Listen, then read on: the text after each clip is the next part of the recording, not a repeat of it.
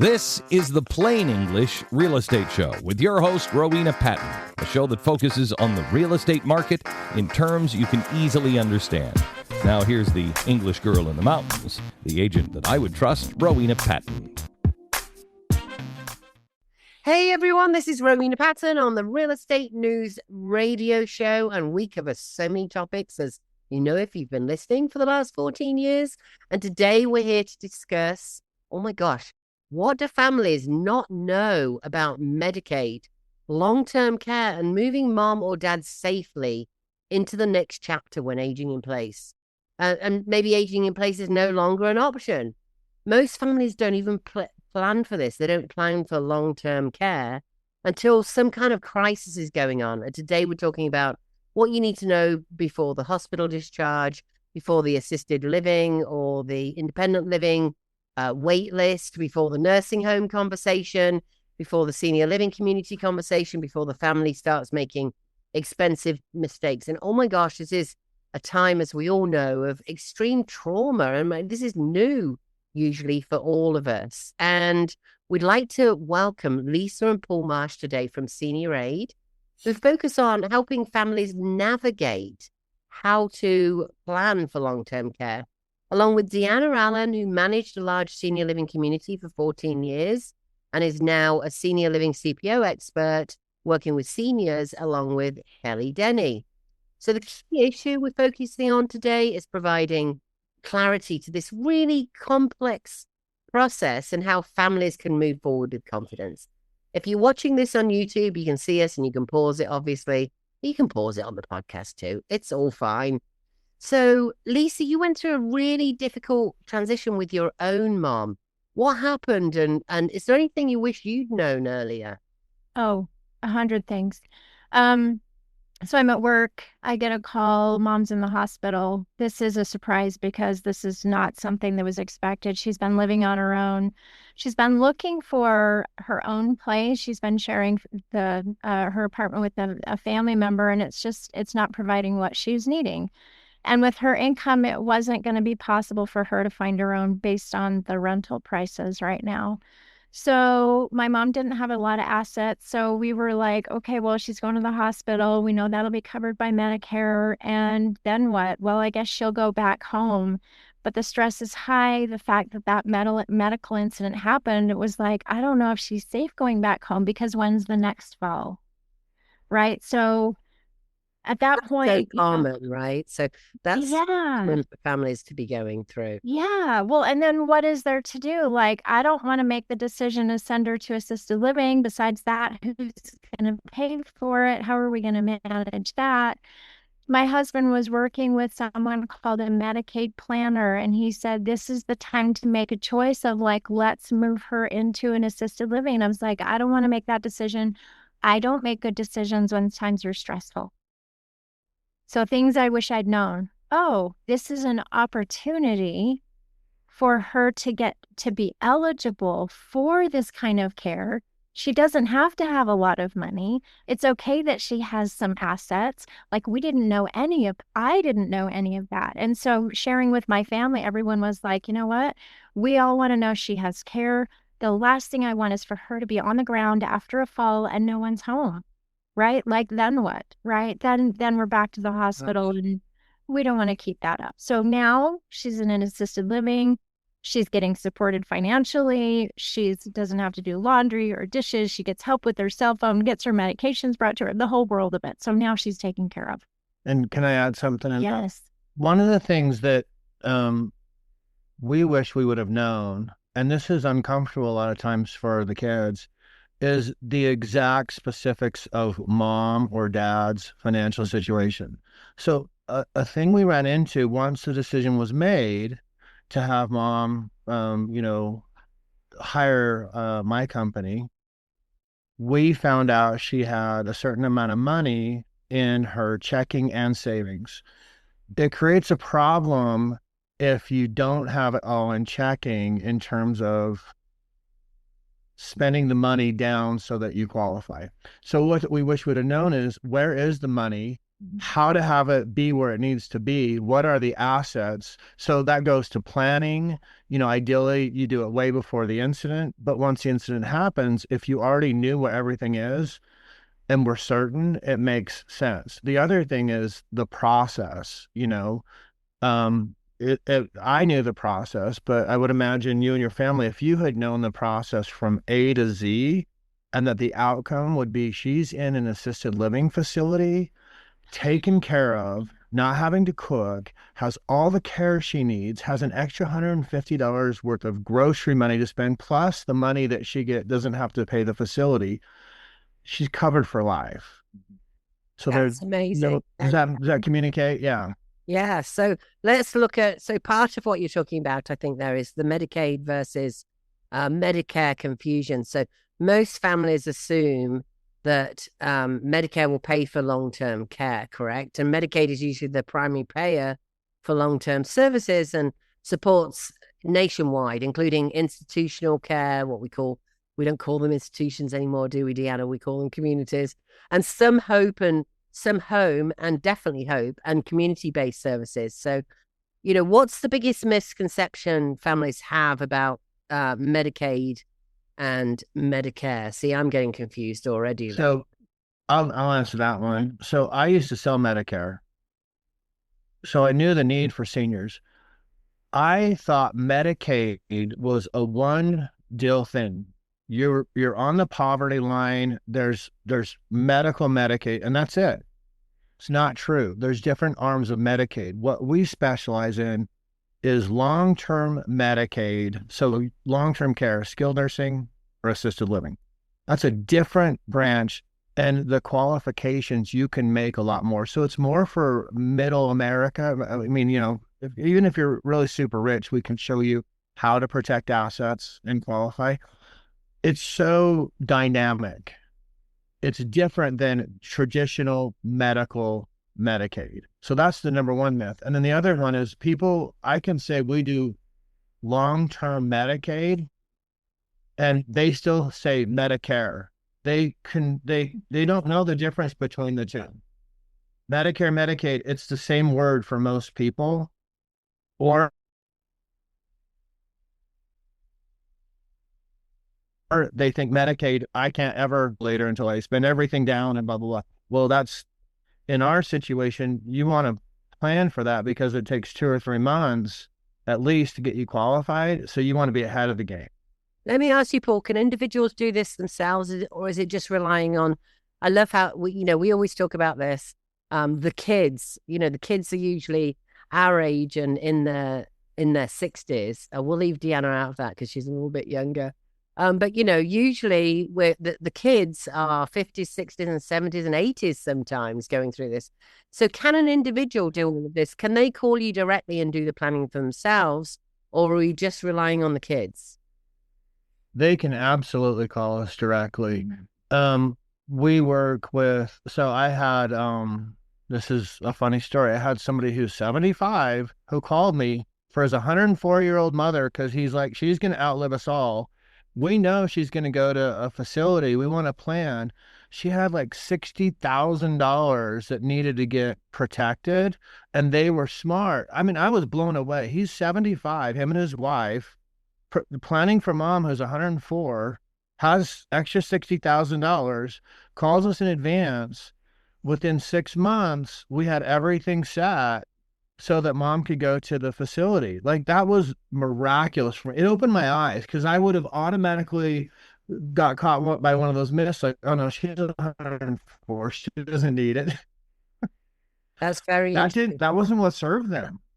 So let's talk about shocking. Yeah. So the waivers allow qualifying people, and tell me if I'm right here, to receive care in a home or a community setting instead of an institution, depending on the state.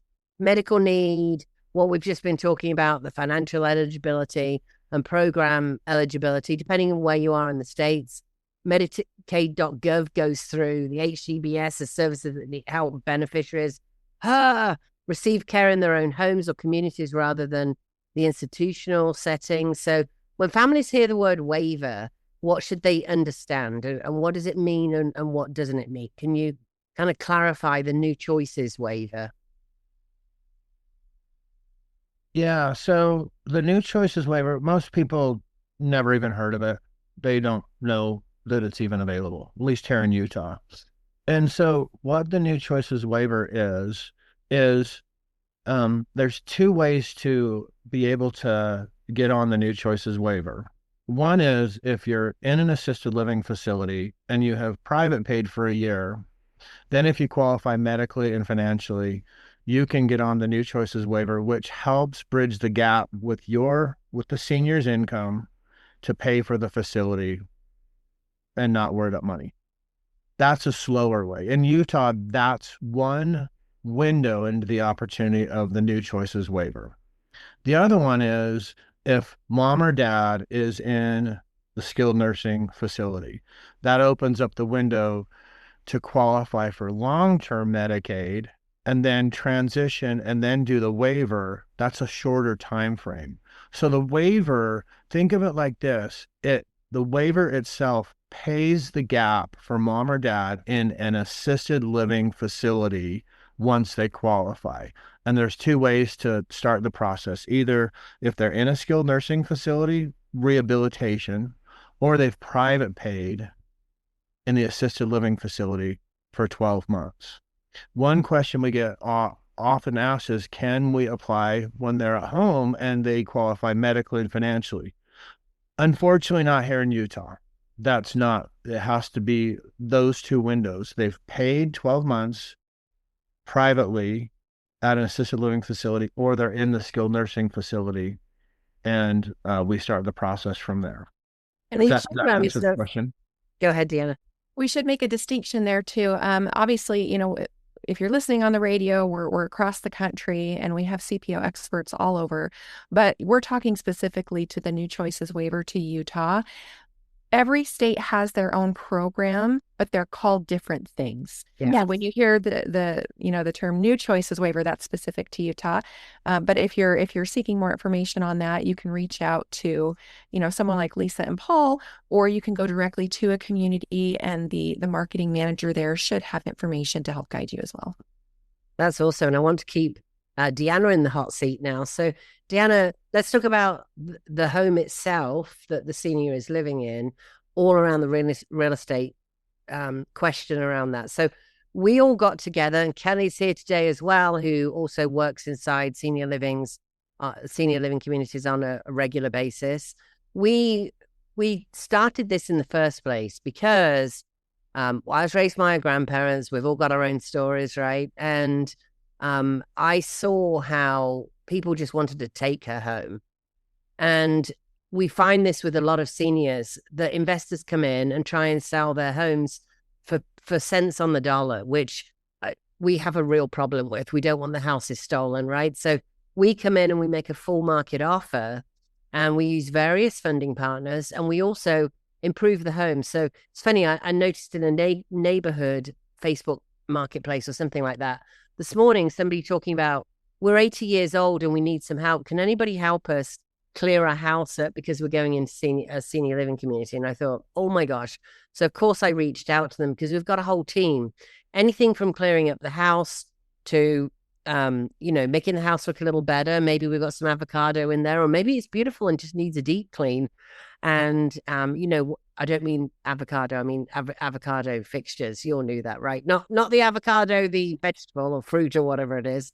So, we go in and we make the house look a little bit better, and usually sell it for more than they'd get on the open market. So it's keeping the money in the seniors and the family's pocket, which is way better. So what kind of questions should the family ask? Should the kids ask? Should the kids, that's our age, right?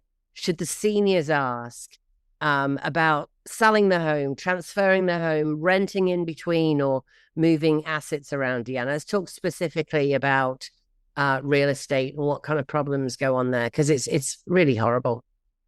Of course. Yeah. Well, it's all about providing options.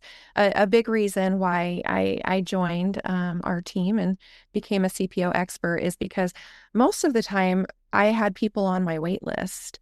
And they continued to be on my wait list for up to 2 years, not because we didn't have the availability, but because when I would call them to say, hey, that 2-bedroom that you want is ready, they would tell me, oh no, I haven't got my house ready to sell. I've been meaning to get to this or that or everything on the honey-do list. And the fact of the matter is most of them don't have the mobility to be able to move around and walk out for showings whenever that's needed if you are listing the home, trying to get it sold so that they can afford to move in. And so our program helps alleviate that. Some of the questions I would ask is, or if they were coming in to ask more questions is, what's most important to you? What is your mobility like right now? How are you getting around your home? How would your life change if you were able to be in a community where you had access to the resources like Lisa's mom now has access to in terms of daily care, caregivers, a nursing team, meals provided, right? A lot of these people might not be getting regular meals because they can't get up to make them for themselves, or they can't get up to answer the door to answer the Meals on Wheels delivery that's available to them sometimes. So funny you saying that, because I'm going on a listing appointment this afternoon, and these guys have the most beautiful townhome, and it's around $400,000-$500,000. I'm about to go this afternoon, and they're selling for sale by owner. And I noticed I got in touch with them again because somebody locally in the same neighborhood had sold at about 10,000 less than what they've got listed on for sale by owner. And I said, oh, okay, so what's your next plans? Where are you going? And they said, we're moving back to Michigan, where we're from, and moving into senior living. So what we could have done is 6 months ago, back to Paul's point, 6 months ago, planned all of this out in a much more seamless way. So now they're not trying to sell for sale by owner, and they haven't sold, it's just been sitting there, and they're going to be moving in the next month. So now we're up against the gun. When you're up against the gun, the best decisions are just never made. So let's talk about what should families be careful of when somebody says, because we know this happens, right? And I know some communities do this as well. Just transfer the house, transfer it over to us. Do you know anything? Yeah, Lisa's nodding her head. So nodding her head the wrong way. So what do you think about that, Lisa? So just handing money off when we go to check eligibility, anytime money is gifted or assets are gifted, I mean, the state's like, well, hey, why didn't you just give that to us? Because now we're having to pay for your care. So you're either sanctioned or you're not approved at all. So it either delays the potential of you getting care or you don't get it at all. So do you have more to say about that? Are you also pointing to when maybe I misunderstood the question? I understand that part, but like a lot of times what I know is somebody will come in and say, oh, hey, just sell the house, sell it for subpar, because, hey, what does it matter? You just want to be covered for a year if you're doing the program. You want to actually, it's no problem if you sell it for less because it'll help you qualify earlier, which is not the case. So I don't know if that's a tangent question. That goes back to what you said, like, oh my gosh, taking advantage of our seniors. Unfortunately, we do hear that happens a lot. I'm sure you do too. So you don't want to gift anything. You don't want to give your car like, oh, you know what? Hey, I'm not driving anymore. I'm going to give it to the grandkids without a professional guiding you on how to do that. And then the same thing with selling your house. You don't want to just sell it for pennies on the dollar because, oh, that person says you need to spend it down because you're going to, you got to be broke basically to qualify. No, there's a way to protect assets compliantly for our programs. So it's good to get really educated by someone who knows what they do and can explain, like Deanna said, options. If you hear a lot of different options, I think that's a key indicator to go, okay, I can give a little more trust to this person when they're giving me lots of options versus, hey, just do this. I'm leery of someone that just says, hey, just do this. If that makes sense, if that answers your question. Absolutely. And that comes back to planning as well, because so we do make a full market offer. However, if someone's in touch with us 6 months earlier, we can do what's called a certified pre-owned listing. If somebody still has mobility, and still wants to, list in the more traditional way.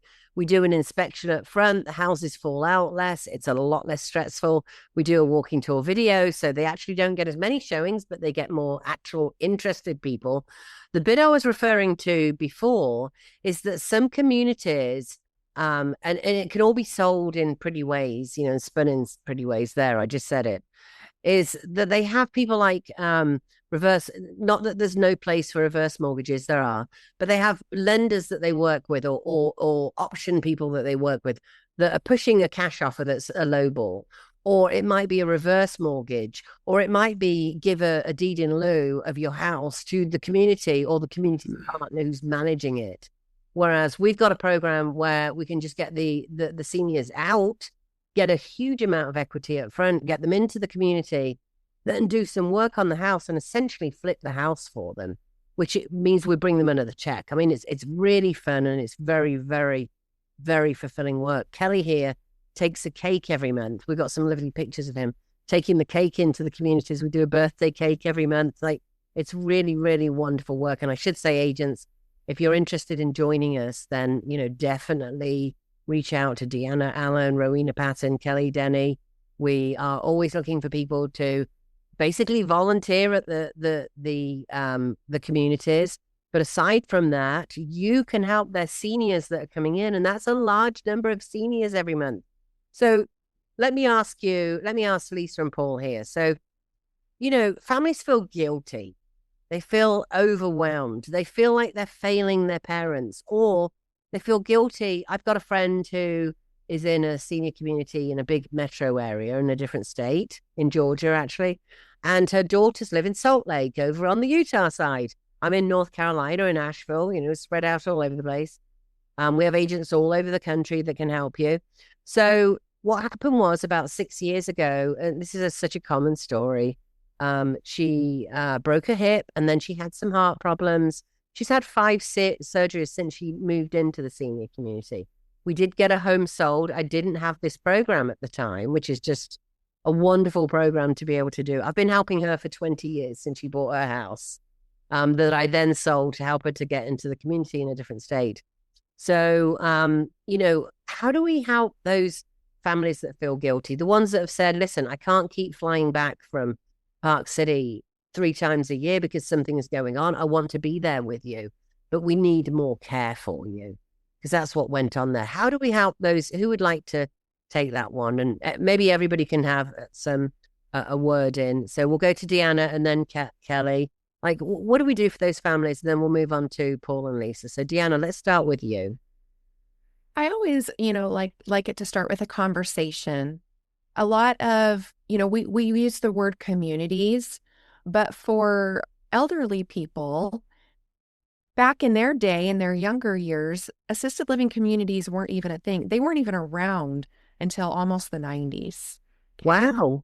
Yeah, I don't know if you knew that, but so it was all skilled nursing facilities, right? And that's a scary thought for a lot of people, because when they went to visit their loved ones, it was a different time, a different place, different care, different standards, right?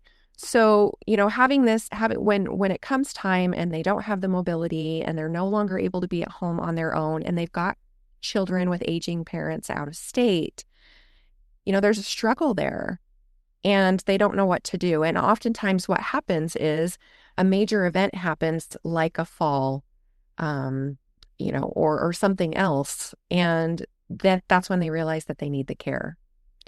And so, starting with a conversation and having them be able to bring their loved one to the community so that they can see with their own eyes. It is not the facility that was 30, 40 years ago that they remember. It's actually a place where people can thrive and enjoy their later years, surrounded by companionship and love and care and all of the things that we want for our parents as they get older. I've heard them called cruise ships sometimes. So I love your description of that. And I saw your face light up and if you're listening on the podcast, you can go and watch this on the video and see Deanna's face light up too. What would you say to that, Kelly? And of course, we should mention, like, the people I'm going to see this afternoon, it's not always about mobility. You might be going into independent living, but that basically means you're going into a rental situation. So we need to plan early. Plan 6 months before, plan a year before. If you're on a wait list, talk to us. We don't mind if it's 2 years or 3 years. We'll start going through the process of what it looks like to get that extra $50,000, $100,000, $300,000 out of your home. So it could be you're going into independent living too. What would you say, Kelly? A few final words. There's a number of things that have tied into some of the recent visits I've made to these communities. Yes, the cruise ship without the ocean is one of them. And I was talking to one of the marketing directors just the other day, and there's a stigma attached with how bad these senior communities are. And people are stuck in that, and they need to, just like our stigmatized homes, if they sit on the market too long, people need to go visit.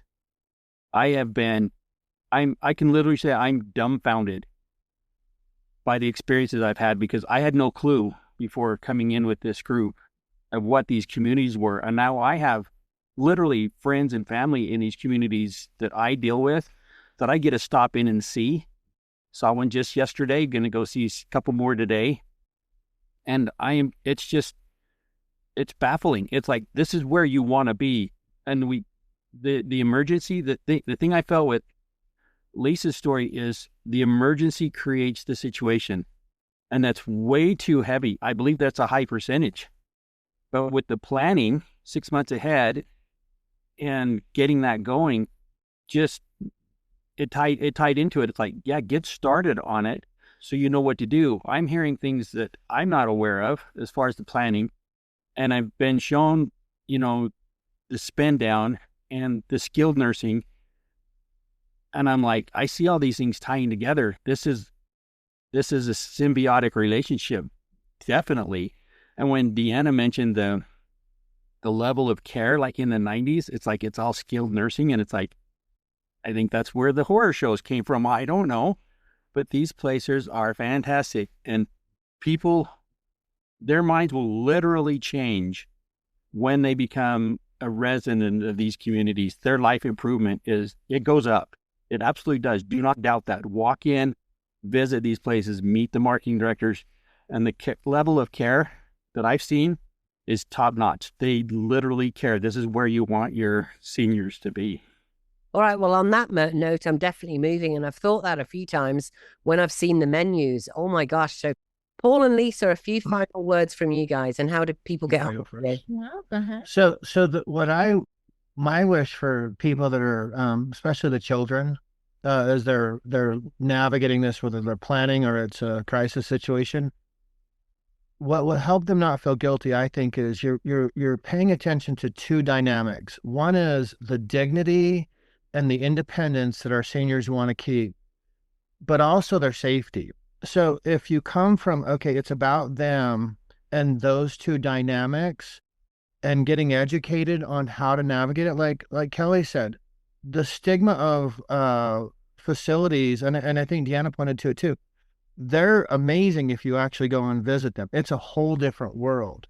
So being educated and going, okay, it's about their dignity and about their safety and navigating that. It's not a cookie cutter approach, but if you come from there, you'll be satisfied at the end of the process, and it takes something. That's what I'd have to say about that.